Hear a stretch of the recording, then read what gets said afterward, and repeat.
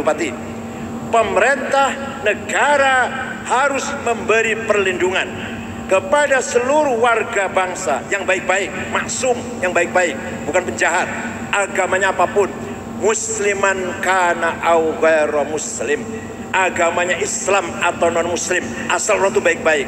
Apa perlindungan apa Wakil Bupati? Kata Fathul Mu'in, bil it'ami, cukup pangan, wal iksai, cukup sandang, wal iskani, papan tempat tinggal, wa thamanid dawai, dan kesehatan. Jadi kewajiban pemerintah melindungi warga negara yang baik-baik, muslim, non muslim, Islam, Katolik, Kristen, Hindu, Buddha, Konghucu, Sabto Darmo, Darmo Gandul, Gotoloco, Sambelun, Parpalin, Subut, Kaharingan, Kapitayan, Sunda Wiwitan, Karuhunan, apalagi harus dilindungi oleh pemerintah. Apa dilindungi? Dengan mencukupkan, menjamin pangan, sandang, papan, kesehatan. Kalau ada di Cilacap satu orang baik-baik, orangnya baik, satu orang warga Cilacap mati kelaparan, dosa semua kita ini. Nomor satu bupati yang dosa, nomor dua PLTU, nomor 14 ketua NU. Jadi kewajiban kita bersama membangun keharmonisan kehidupan bersama, non muslim atau non muslim, yang penting orang itu baik-baik. Kewajiban pemerintah menjamin pakaian. Jangan sampai ada warga Cilacap yang tidak mampu beli pakaian. Kewajiban pemerintah melindungi warga Cilacap dari sisi perumahan. Tidak boleh ada warga Cilacap yang tidur di kolong jembatan. Walaupun misalkan rumahnya RSSS, rumah sangat sulit untuk selonjor-selonjor, tapi harus punya rumah. Ini namanya kewajiban kolektif, kewajiban fardu kifayah. Wajib Fathul Mu'in itu Pak, bukan teori mana, bukan kitab kuning Fathul Mu'in, alas kitab deso jane. Tapi inilah ternyata dalam konsep membangun masyarakat, dalam kitab kuning sudah ada. Maka para santri dan kiai selalu peduli dengan keharmonisan masyarakat. Siapa itu Pangeran Diponegoro? Santri itu anaknya Mbah Mengkubuwono II dari istri Pacitan. Santrinya Ki Hasan Besari, Tegalsari, Ponorogo. Khatam Quran dan ngaji takrib Fathul Qorib, nulis tangan sendiri. Masih ada bukunya di Kedu, adanya tulisan beliau di Kedu. Pangeran Diponegoro namanya Abdul Hamid namanya. Siapa itu Ki Hajar Dewantara, Bapak Pendidikan Nasional, namanya Suwardi. Santri ngaji Quran khatam pada Kiai Sulaiman Zainuddin Prambanan Klaten, yang punya jargon ing ngarso sing tulodo, ing madyo sing pangun karso tutwuri handayani. Itu santri itu. Nah, catatan Belanda pada tahun 1840 dia mengatakan semua kelompok elit di Indonesia, bukan Indonesia belum, di Hindia Belanda ini sudah makan candu semua. Semua keluarga kerajaan sudah nyandu semua, kecuali pesantren tidak bisa dimasuki candu. Itu catatan Gubernur Suplemen Cornelius tahun 1840. Ya kalau sekarang semua kelompok sudah banyak kena narkoba kecuali pesantren. Ini kan kesugihan gak ada kan? Ya kalau ada 1-2 lah, ya 3-4 lah, 5-6 lah. Pada tahun 1905 Belanda melakukan konon ngakunya politik etis, politik yang berakhlak, bermoral. Apa? Membuka pendidikan untuk semua warga. Yang tadinya pendidikan hanya untuk elit. Mulai tahun 1905 silakan, 1905 silakan semua rakyat sekolah. Tapi tujuannya jahat.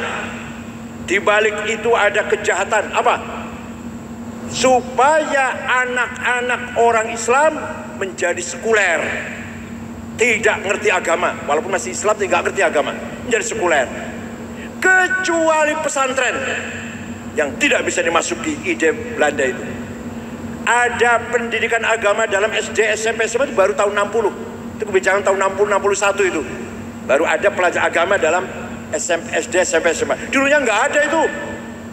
Sejak Belanda mendirikan SR tahun 1905, sengaja memang maksudnya supaya generasi yang akan datang tidak kenal agama, sekularisasi. Itu nanti ditentang oleh Ki Hajar Dewantara yang menentang itu.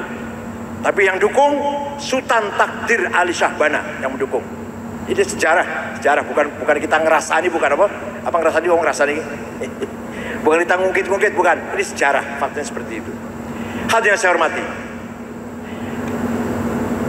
pertama kali utusan negara Tiongkok, Mongol sih, yang datang ke Jawa namanya Mengki, Muslim, agama Islam, menghadap Raja Kertanegara, Raja Singosari di Malang.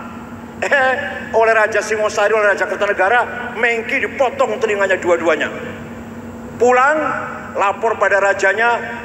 Akhirnya Raja Cina, Raja Tiongkok, Mongol, kirim pasukan 20.000 akan balas dendam. Sampai di Singosari, di Malang itu, Malang sekarang. Sampai di sana, Kertanegaranya udah mati. Kerajaan Singosari udah bubar. Bubar sudah dikalahkan oleh Jayakatwang Doho Kediri yang mengalahkan. Jumpa dengan pemuda, rupanya pemuda dari Jawa Barat, dari Cirebon lah kira-kira, namanya Raden Wijaya. Kalau dari Jawa Tengah, Jawa Timur, Wijoyo. Ini kira-kira dari Cirebon lah. Ketemu, jumpa pemuda namanya, kalau dari Surabaya, Wijoyo itu pasti. Ini Wijaya kok namanya, Raden Wijaya, pemuda masih. Kata Raden Wijaya, Bapak-bapak kesini mau balas dendam Singosari kan? Iya, sudah gak ada. Dikalahkan oleh Jayakatwang Raja Doho Kediri. Jadi kalau mau balas dendam, ayo kita serang Doho. Ya ayo, nurut tentara Cina itu, tentara Tiongkok. Maka Doho diserang atas provokasi dari Raden Wijaya. Doho kalah, berdirilah Majapahit. Itu pertama kali Raden Wijaya.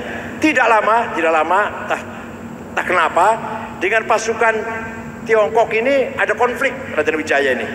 Yang melawan diusir, sebagian ke Kalimantan Barat, Singkawang, sebagian ke Sumatera Selatan, ya Palembang. Orang Palembang sipit-sipit lah kira-kira itu.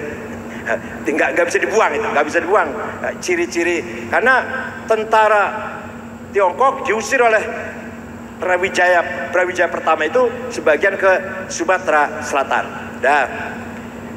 Nanti Brawijaya keempat, Hayam Wuruk, punya patih besar namanya Gajah Mada. Itulah puncaknya Imper Gajah Majapahit sampai ke Filipina Selatan, Sri Lanka, Patani, semua Majapahit semua itu.